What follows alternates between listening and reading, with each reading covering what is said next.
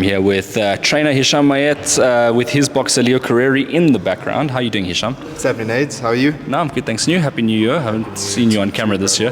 Yeah, it's been a while. Been working, chipping away. How's things your side? No, all good. It's a bit of a good start to the year. There's some tournaments that have been announced, like Boxing 5's coming out. Aquila Boxing Promotion's got something. There's a few other promoters that haven't announced that will have tournaments. So there's options. Yeah, listen, it's a bright time. I think 2025 is going to be an awesome year for South African boxing. I think we've got a lot of young talent to show off, and we now, for the first time I think in a while, have the amount of promoters to match, which I think is going to be an awesome time for South African boxing. A lot of opportunity and a lot to go around, which is great. I think what's cool as well is when you see opportunity, you see also new trainers coming about. This will be the first time I think you are the main chief in the corner, if I'm not mistaken, with Leo. Yeah. Well, so last year with Luke and with Boyd, right. That was but I think in terms of having my own like homegrown boxer, from scratch, it's been a year and a little bit now. It's an exciting time, bro. I'm really excited for him to just get the license, secure it, and then the world is our oyster. He seems pretty certain that it's a foregone conclusion that the licensing will just go smooth. I'm sure you feel the same way. Listen, bro, I'm not gonna be. You're not going to be Leo. I'm not going to be Leo. I am somewhat conservative in my approach and my views. So I do want to modestly say that I am pretty confident that he'll get it. We went last year. He was 17. They didn't let him do it. So I think this year definitely he'll get it. And yeah, then it's time to rock and roll, bro. Yeah, this year he's legal to do quite a few things. So he's and boxing's one of them. Yeah, 100%. Yeah. So he's legal to do quite a few things, but he only wants to do one, bro. Or let me rephrase. He only wants to do two. He wants to get his driver's license and he wants to get his professional boxing license. Has he got his driver's license yet? He got his learners the other day. Okay. Yeah, moving up in the world. Okay, so are you transporting him at the moment, or? No. That's his dad's job, not me. He has asked me to drive my car, so it looks like I'm gonna have to be a driving school instructor for a few weeks. But yeah. Are you looking forward to his journey coming up? Bro, I really am. I think there's a really bright future ahead of him. He's 18 years old. He's like freshly 18, turned 18 in December. He's got an awesome team behind him, not just myself, but I think his dad's really involved. We've obviously got Kevin involved, which is nice, acting as like a mentor. And I think everything's in place for him to have a successful career. I just think it's up to him to carry on working the way he does. He's got an exceptional work ethic, and he's a really disciplined kid, something rarely found these days. He's not into the partying, the drinking, the smoking. He doesn't really care. He goes to church every Sunday. He's on 6 days a week. Sundays is active rest, and I think that's a recipe for success only, bro. I think he's got a pretty set vision and some set outcomes from what he wants from life, from boxing, and from his career. And I look forward to trying to chase it with him. I see 2025 is probably a massive year for you as well. I mean, yes, he's going to debut, but also Boyd accumulating wins, and Luke Hendrikz as well. We saw a glimpse of Luke Hendrikz from last year. Yeah. I'm assuming he's just going to get better and better as it goes on. Yeah, but listen, I'm really grateful to be working with our home athletes. I've kind of drifted away from the whole consulting thing and really trying to help everyone. I think I've paid my dues in that regard, and right now I'm really focused on just trying to get the Apex boxing brand out there. The professional stable is something that I'm really holding really close to my heart, and I really hope Luke and Boyd can carry on in winning ways. And yeah, we're going to see it now on the 15th of March. I think it's an exciting show. It's a stacked card. Luke's opening the card and Boyd's co-main, which is, for me, it's the first time having two boxers on a card in one night. Two of my own boxes, which is going to be really exciting. I look forward to it. I think that's a nice one to write off, as well as I think Boyd, obviously he's been a champion in the past, but with each win he gets closer to a boxing title again. Sure. Which would be a nice one for you to obviously be involved. 100%. Listen, I don't want to take too much credit for Boyd's success. Boyd's his own guy. He's given me the platform to express myself through his boxing, and I think our styles match up well. I grew up learning this kind of hit move style. I don't really apply it myself, but It's been really nice to work with, especially with Boyd and Luke. They got two like little different variations of it, and I think Boyd is knocking on the door of an SA title if that's what he desires. I'll follow him, or I'll go with him wherever he goes, whatever choices or whatever choice he wants to make, or whatever fight decisions he wants to make. I'm always there for it. I'm just here to work with him and make sure he gets better every day. Who's the current champion? Is it Koopman?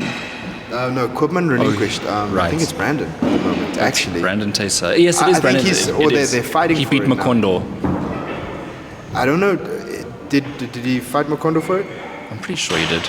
I think either he's fought for it already, or he's fighting on this first show now for it. So I think either way, it sets up a trilogy. It sets up a trilogy.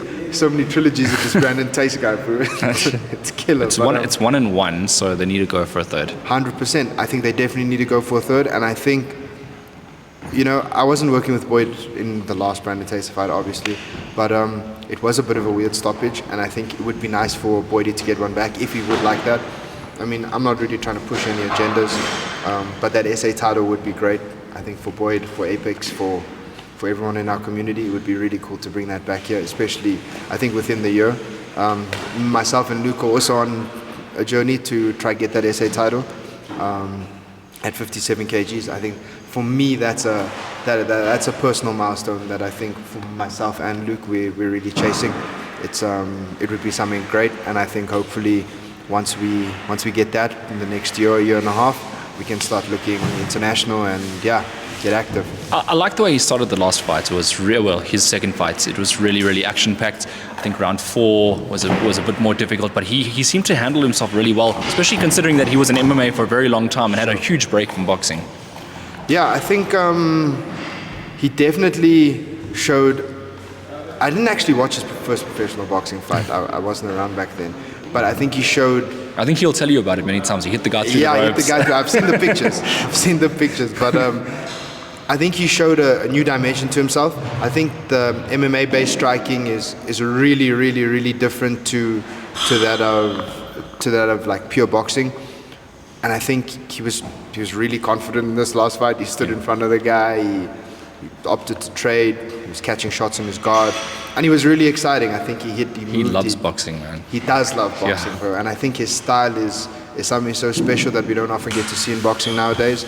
It gives me like Prince Nassim Hamid vibes, which is because he's awkward as well. Like, it's hard to hit, so he's 100%. in and out. Yeah, in and out, hard to hit, chopping angles all over the place, slipping, ripping. What was the game plan going into that fight, though? Win. Just purely win. Were you working on anything specific? We were working on some specific things. I'm not really. Or is that going to come into this fight as well? Is that? No, I think this fight's actually going to be a little bit different. We're working some new stuff, but I just don't want to give his game away. He's a really dynamic guy, and I think me spitting it out on camera would be awesome. I don't really want to do that to him. But the last fight, I think our goal was just to win, bro. We were in camp the whole of last year. The entirety of last year, we were literally in a boxing camp every 3 months. Then he'd take a week off when we were here. We couldn't get a fight, so there's some shit with the license. Sorry, can I swear? Yeah.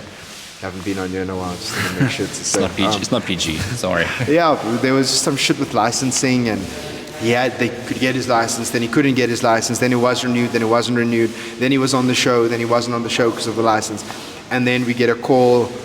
We were in Cape Town for Fight Island with Boyd, and me and him went on a little bit of a jaw. We get a call that Monday. We get into the gym. Luke comes to me. He says, "Bro, they've sent me a contract." I said, "Fuck, when?" 4 weeks. I said, "Whoa, bro!" But we took it, signed it, got the dub, and I think now I don't want to say I'm placing a little bit more expectation on his performance, but I think I was always confident in his performance and his ability and his everything about him. But I think now we have a full camp. We've been working. We've kind of ridden this momentum since his last fight. He took a week or two off. Same with Boydie. They took a week or two off in December where they were just pumping some strength stuff. But he hasn't really taken any time off. He hasn't fallen back into any shit habits. Not that he ever had shit habits, but he hasn't really been going out, and he's really put his head down. He's getting stuck in. He's she sparred since the second week of the year. So I think they've been in camp for a while, and I'm looking forward to seeing what they can do. What was your thoughts when Aquila Boxing Promotions made its announcements, and obviously they were going to feature Boyd and Luke straight up off the bats, and obviously Shannon was involved in some of the matchmaking, then Abies and Nisi, and also they were going to feature Leo as well, but obviously the licensing. What was your thoughts on Aquila Boxing Promotion? Oh, bro, I'm so excited for it. I just want to shout out Kevin Lorena, Aquila Boxing Promotions, and everyone else involved. I think they're going to do something great for the sport. If I'm not mistaken, other than Shaba Promotions and the other guys, this is the first boxing promotion that's going to be on Supersport in ages, locally. And that really excites me. I think it's really going to start giving a more diverse platform for our boxers to express themselves, for them to start building their own personal brands, call it.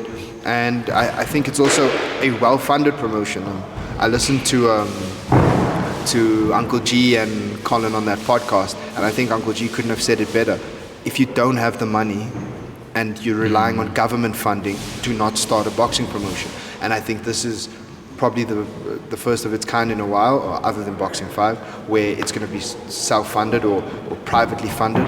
And I think it's going to do the world of boxing really good. It's going to do South African boxing really good. And hopefully they can make it big as a promotion as well. You know, we always speak about the boxers and how exciting it is for the boxers for there to be a new promotion, but for them as a business, I hope it's a successful venture for them. I hope it's profitable. I hope they can pull numbers, and I think they've chosen the right fighters to put bums in seats. Definitely exciting, and I hope they're successful, bro, because their success will be our success. I think they are, and there's still another 2 or 3 promotions that haven't made their announcements yet, but there are people also in the private sector that are going to invest in boxing, which allows boxers to have options as well. So even with your athletes, I mean, they're going to get more opportunities, and they can also pick which is the best offer as well. 100%, and I think now is really, you know, previously in boxing, being well networked it didn't really do much for you unless you were with the 2 people that had promotions, you know. But I think now being well networked is really going to do something. It's going to give opportunities to maybe a lot of coaches who haven't gotten opportunities for their fighters. It's going to give opportunity to more boxers, and I think it's also just going to grow the sport. You know, last year I spoke about how the sport in this country really needs a group of people that are going to give a fuck about boxing, and I think we're beginning to see that, and it makes me happy to know that a lot of these guys that are starting promotions are from boxing roots, you know, which means that they have found success somewhere, or enough success somewhere to be able to start their own promotion and to start really giving back to the sport, and I think it's exciting. I also think it's exciting. I think this year there's a lot to, and boxing started in February this year. 100%. Typically it always starts in March. There is a couple of tournaments sprinkled around South Africa that are coming up. Are you in your general feeling as excitement this year? Yeah, bro. I think for me this year, I'm excited every year. I'm excited every year, every day, every hour of the day. I don't believe in being pessimistic about shit. Although sometimes it is like, or previously in the past, it is a slightly dimmer light that you have to continue looking at and really hope that there's going to be this bright candle at the end of it. But I think now, more than ever, it's an exciting time for everyone in boxing. Everyone's going to get an opportunity, or those who deserve an opportunity will get an opportunity, and I don't think now there'll be as much favoritism and cherry picking. I think now with a whole lot of other promotions, there's going to be a big spread of boxers, hopefully a lot of money to go around for both promoters, for managers. Make it a sport worth coming into. 100%. But more importantly for the boxers, I think boxers are going to finally start getting taken care of, because they're not taking there's not only one piece of bread being given. There'll be an array of breads. You know what I mean? Yeah, but a whole loaf, and different brands of loaves as well, which I think it does awesome things for us as coaches, because now we really do have shit to look forward to. We're not banking on some miracle, or we're not banking on having to go somewhere every week and be like, hey bro, can we get a fight? So I think, hopefully the 15th of March will be the start of something special in this country, with both boxers and the promotion. Hopefully everything will follow suit after that, and there'll be some competition. I could have asked Boyd, but I was more focused on his fight coming up against Dennis Mwale. Sure. But I wanted to quickly go over to the Apex white collar side of boxing. Is that ongoing this year? Yes. Apex white collar is always ongoing. Okay. But we try or strive to have to about 2 to 3 events a year. Our goal also this year is to register Apex as an amateur boxing academy, which will obviously be separate to the white collar thing. But I think we really want to start giving a platform to those kind of guys who've kind of passed the white collar level and want to take boxing a little bit more seriously, get involved in some amateur programs, and hopefully we can start housing fights here, bro. I think the amateur scene's fucking dead. If the amateur scene wasn't dead, I'd be coaching him as a high-level amateur. I'd want him to fight high-level amateurs, but listen, after last year, he beat the SA champion in 3 rounds schooling. So I don't think there's anything much for him left in the amateurs. I think now building and nurturing him as a pro is a priority. But I think there's always more talent to be found. And I think local is good, bro. If we can, you can't want to love other boxers more than you love your home stable boxers. And I think this will be the start of something cool. So in saying that, you've got 3 boxers now. Are you adding to the stable this year? In boxing, yeah. I know MMA has also got a whole nother team, but 100%. Boxing side.